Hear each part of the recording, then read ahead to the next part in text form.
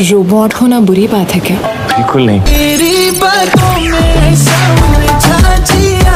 আসসালামু আলাইকুম, কি অবস্থা সবার?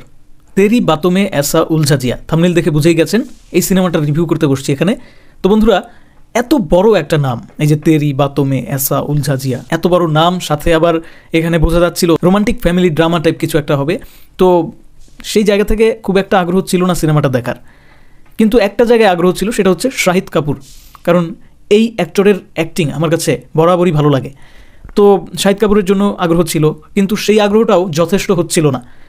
এই যে খুঁজে খুঁজে বের করা এই সিনেমাটা, অথবা ওটিটি প্ল্যাটফর্ম থেকে দেখে না, যথেষ্ট আগ্রহ খুঁজে পাচ্ছিলাম না। যখন বুঝতে পারলাম ওই যে টিজার ট্রেলার এগুলো দেখে যে এই সিনেমাতে শুধু যে রোমান্টিক ফ্যামিলি ড্রামা বা কমেডি যোগ করা হয়েছে এটা না, এখানে নতুনত্বের ছোঁয়া আছে। কীরকম? হ্যাঁ, সাইফাই ঘরানার অথবা সায়েন্স রিলেটেড কিছু একটা আছে। তখন আমার কাছে খুব এই ব্যাপারটাতে খুব আগ্রহ তৈরি হলো যে আসলে এই সিনেমাটা তো দেখতে হবে, কি আছে, কেমন এই সিনেমাটা দেখে ফেললাম। এবং সিনেমা দেখার পর আমার কি মনে হচ্ছে সিনেমাটা আসলে কেমন সেটা নিয়ে আলোচনা করার জন্য এখানে বসে পড়লাম। আরিয়ান একজন সফটওয়্যার ইঞ্জিনিয়ার, যার বাবা মা তাকে বিয়ে দেওয়ার জন্য অনেক চেষ্টা করে, কিন্তু বিয়ে সে করতেছিল না, কোনোভাবেই তার বিয়ে হচ্ছিল না। এর মধ্যে তার একটা মেয়ের সাথে প্রেম হয়ে যায়। অতঃপর প্রেম হয়ে যাওয়ার পরে অনেক কিছু হয়ে যাওয়ার পরে সে জানতে পারে যে এটা আসলে মানুষ না, এটা আসলে একটা রোবট। হ্যাঁ বন্ধুরা, এই ধরনেরই একটা কাহিনী নিয়ে নির্মিত এই তেরি বাতোমে এসা উলঝা জিয়া নামের সিনেমাটা। যতটুকু কাহিনী আমি বললাম এটা ট্রেলার দেখলেও আপনি বুঝে যাবেন, কিন্তু তার পরবর্তী সময় কি হয়, এই যে যখন জেনে গেল সে যে এটা তো আসলে মানুষ না, এটা রোবট, তখন তার এই রিলেশনশিপ কোন পর্যায়ে গিয়ে পৌঁছায়, তখন কি ব্রেকআপ হয়ে যায় নাকি এটা বিয়ে পর্যন্ত গড়ায়, এবং এর মধ্যে আরও কী ঘটনা ঘটে, কত উল্টাপাল্টা ঘটনা যে ঘটে, সেগুলো দেখার জন্য আপনাকে দেখে নিতে হবে তেরি বাতোমে এসা উলঝা জিয়া মুভিটা। আর একটা কথা, এই মুভিটা দেখার সময় আপনার এটা আসলে বুঝে শুনে দেখতে হবে যে সব মুভি কিন্তু মাস্টার পিস বা সব মুভি কিন্তু বাস্তবতার সাথে একদম হুবহু রিলেটেড এরকম থাকবে এটা মনে করার কিছু নাই। কিছু কিছু মুভি নির্মিতই হয় শুধু আপনাকে এন্টারটেইন করার জন্য, কিছু কিছু মুভি অনেক ওয়েল মেড থাকে, সেটা দেখার পর আপনি একদমই বোরিং হবেন না, খুব এন্টারটেইন হবেন। ভেতরে আপনি যখন মুভিটা দেখবেন মুভির ভিতরে হারিয়ে যাবেন, সবই ঠিকঠাক আছে, কিন্তু আপনি যদি ব্রেন খাটান তখন আবার মুভিটাকে আপনার কাছে ভালো লাগবে না, অনেক কিছুই ইলজিক্যাল মনে হবে। তো সেই ধরনেরই একটা মুভি এটা, ব্রেন খাটিয়ে দেখার দরকার নাই, এন্টারটেইন হওয়ার জন্য, টাইম পাস, সুন্দর একটা টাইম পাস করার জন্য যদি আপনার কাছে সময় থাকে তাহলে এই মুভিটা আপনি দেখতে পারেন।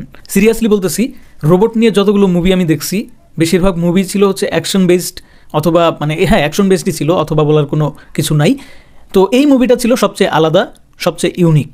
অনেকে এখন বলতে পারেন যে এই ধরনের মুভি কোরিয়ানরা অনেক করে থাকে, এই ধরনের মুভি চাইনিজরা অনেক করে থাকে, হ্যাঁ আমেরিকানরা অনেক করে থাকে। হ্যাঁ করতে পারে, কিন্তু ইন্ডিয়ার প্রেক্ষাপটে বা বাংলাদেশের প্রেক্ষাপটে এই ধরনের মুভি আমি এর আগে খুব একটা দেখি নাই। আপনি যদি দেখে থাকেন কমেন্টে মুভিটা সাজেস্ট করতে পারেন। তো আমার কাছে এই তেরি বাতোমে এসা উলঝা জিয়া এই সিনেমাটা বেশ ভালো লেগেছে। এক কথায় আমি খুব এন্টারটেইন হয়েছি সিনেমা দেখার সময়, আমি অনেকবার হেসেছি, এবং গল্পটা একদম শেষ না হওয়া পর্যন্ত আমার আগ্রহটা বারবার বাড়তেছিল যে এরপরে কি হবে। আরেকটা ব্যাপার এখানে আমি নোটিস করেছি যে এই যে কৃতি সানন আসলে তো একজন মানুষ, সে তো একজন মানুষ, তাই না? কিন্তু সে অভিনয় করেছে একজন রোবটের। এই ব্যাপারটাকে দর্শকের কাছে বিশ্বাসযোগ্য করার জন্য সে দুর্দান্ত অভিনয় করেছে। প্লাস সব থেকে যেটা কাজে দিয়েছে সেটা হচ্ছে শাহিদ কাপুরের সাপোর্ট, দুর্দান্ত সাপোর্ট দিয়েছে কৃতি সাননকে শাহিদ কাপুর। এবং যে সমস্ত ডায়লগ, যেভাবে আসলে স্ক্রিপ্টটা লেখা হয়েছে সেটাও আমার কাছে বেশ এঙ্গেজিং লাগছে। সবচেয়ে যেটা পজিটিভ লাগছে সেটা হচ্ছে এই সিনেমাটা যথেষ্ট রোমান্টিক, এখানে যথেষ্ট কমেডি আছে, কিন্তু কোনো জায়গায় আপনাকে জোর করে হাসানোর চেষ্টা করা হবে না, আপনি ন্যাচারালি হাসতে পারবেন, এবং কোনো জায়গায় রোমান্টিজমের নামে ভালগারিটি এখানে আপনি দেখতে পারবেন না। খুব সুন্দরভাবে মেনটেন করেছে পরিচালক। আর পরিচালকই যেহেতু গল্পকার, এই সিনেমার গল্পটাও লিখেছে এই অমিত যোশী, তো সত্যিকার অর্থেই তিনি খুব দারুণ প্রতিভার পরিচয় দিয়েছে আমার কাছে মনে হচ্ছে। সম্পূর্ণ সিনেমা দেখার পর আপনি একবারের জন্য বোরিং ফিল করবেন না, একবারের জন্য মনে হবে না যে এই যে 2-2.5 ঘন্টা আমি দেখলাম আমার সময়টা লস হয়ে গেল, এই ধরনের চিন্তা ভাবনা আপনার মধ্যে আসবে না। বেশ একটা ফ্রেশ ভাইব আপনাকে দিবে। যদি মন খারাপ থাকে তাহলে এই সিনেমাটা দেখতে পারেন। এটা বলতে পারবেন না যে সিনেমাটা অনেক স্লোলি আগাচ্ছে, এরকম কিছু না। প্রত্যেকটা সিকোয়েন্সই আপনার কাছে বেশ এঙ্গেজিং লাগবে, বেশ চমকপ্রদ লাগবে।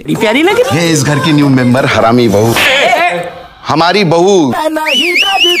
গতানুগতিক ধারার ইন্ডিয়ান রোমান্টিক ফ্যামিলি ড্রামা থেকে বের হয়ে এসে এত সুন্দর একটা এন্টারটেইনিং মুভি উপহার দেওয়ার জন্য অমিত যোশীকে অনেক অনেক ধন্যবাদ। খুব সুন্দরভাবে রোবট আর মানুষের মধ্যে একটা রিলেশনশিপ দেখানো হয়েছে, যেটা আসলে ফিউচারকে টার্গেট করেছে তারা। জানি না ভবিষ্যতে কী হবে, ভবিষ্যৎ বলে আসলে তো কিছু নেই, তারপরও এটা জাস্ট সিনেমা হিসেবে দেখা যায়, এটাকে সিরিয়াস নেওয়ার কিছু নাই, জাস্ট এন্টারটেইন হওয়ার জন্য এই ধরনের সিনেমা বেশ দারুণ। তো সিনেমাটা যদি তোমরা ইতিমধ্যে দেখে থাকো তাহলে অবশ্যই কমেন্টে জানাও যে তোমার কি মনে হয়েছে, কেমন লেগেছে এই সিনেমাটা। আর যদি না দেখে থাকো অবশ্যই সিনেমাটি দেখো, তারপর এসে এখানে একটা কমেন্ট করে যাও যে আসলে কেমন লেগেছে তোমার কাছে এই সিনেমাটি। ধন্যবাদ সবাইকে ভিডিওটি দেখার জন্য।